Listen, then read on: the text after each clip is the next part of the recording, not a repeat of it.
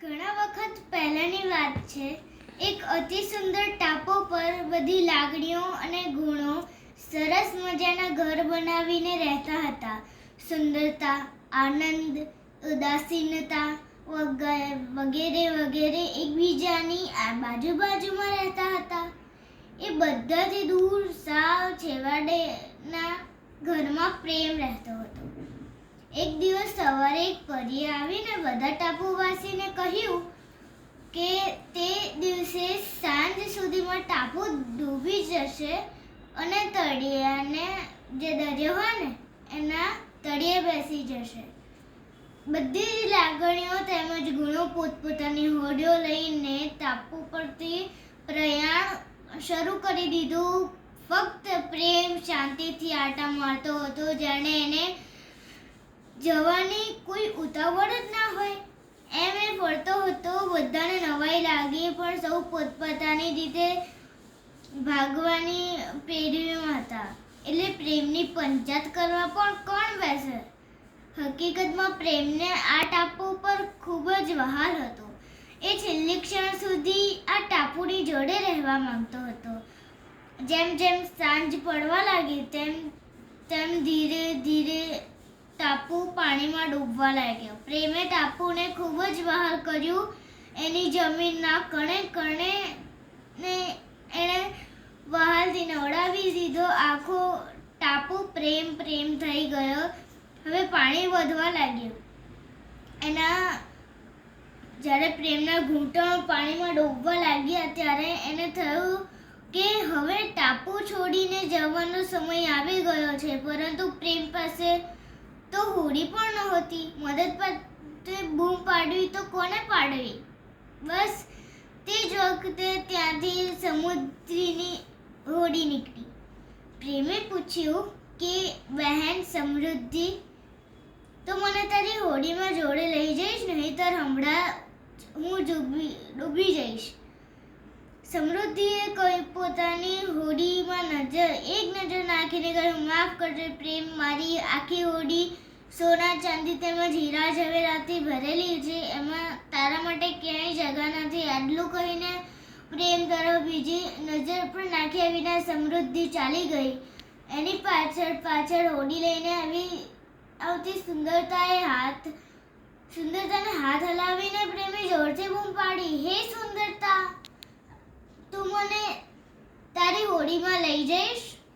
પોતાની જાત પર અને પોતાની હોડી પર મગરૂર એવી સુંદરતાએ કહ્યું, માફ કરજે પ્રેમ, તું એટલો ભીનો છે કે મારી આ સુંદર હોડીને બગાડી નાખી. સામે મને બધું સુંદર ચોખ્ખું જ ગમે છે, તે તું પણ જાણે જ છે. મને આ રીતે મારી જાતને કે હોડીને ભીની કરવામાં જરા પણ રસ નથી. એ પણ આગળ ચાલી ગઈ. હવે પાણી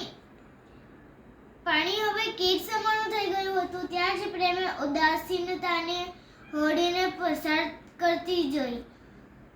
પ્રેમે બૂમ પાડી કે અરે ઉદાસીનતા, મને તારી હોડી જોડે લઈ લે. મહેરબાની કરીને મને બચાવી લે. પણ ઉદાસીનતા તો જડસુ હતી. એ કહે, માફી માંગુ છું તારી ઓ પ્રેમ,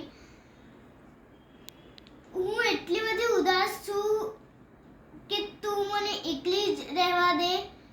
એ પણ જતી રહી. ત્યાંથી પસાર થઈ રહેલ આનંદ તો નાચ ગાનમાં એવો મશગુલ હતો કે એણે પ્રેમને જોયો પણ નહીં અને એનો અવાજ પણ ન સાંભળ્યો. પાણી ગળા સુધી આવી ગયું હતું.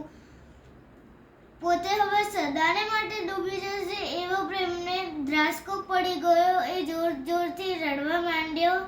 ત્યાં જ એક ખૂબ પ્રેમાળ અવાજ આવ્યો, પ્રેમ, રડ નહીં, ચાલ હું તને મારી હોડીમાં લઈ જાઉં. પ્રેમે પાછળ જોયું તો એક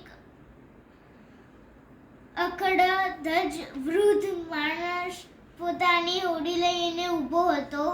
એણે પ્રેમનો હાથ પકડી અને એને પોતાની હોડી પર લઈ લીધો. પ્રેમે એ વખતે બરાબર ડૂબવાની તૈયારીમાં જ હતો.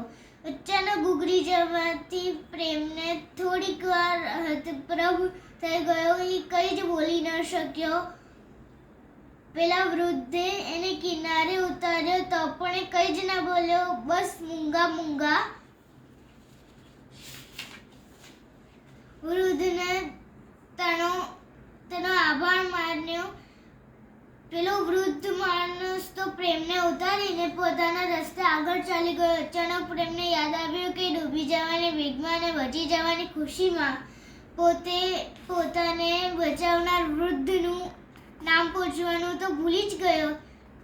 આટલો નાનકડો શિષ્ટાચાર પણ પોતે ન દાખવી શક્યો. એને પારાવાર અફસોસ થવા લાગ્યો. એ દોડતો જ્ઞાનના ઘરે ગયો. બારણું ખખડાવ્યું, જ્ઞાન બહાર આવ્યું. પ્રેમે એને બધી જ વાત કરી. પછી એ વૃદ્ધ માણસ કોણ હોઈ શકે તે પૂછ્યું. જ્ઞાને પોતાની આંખ બંધ કરી. થોડી વારે આંખો ખોલીને જ્ઞાને કહ્યું, તને બચાવનાર સમય હતો. પ્રેમને નવાઈ લાગી.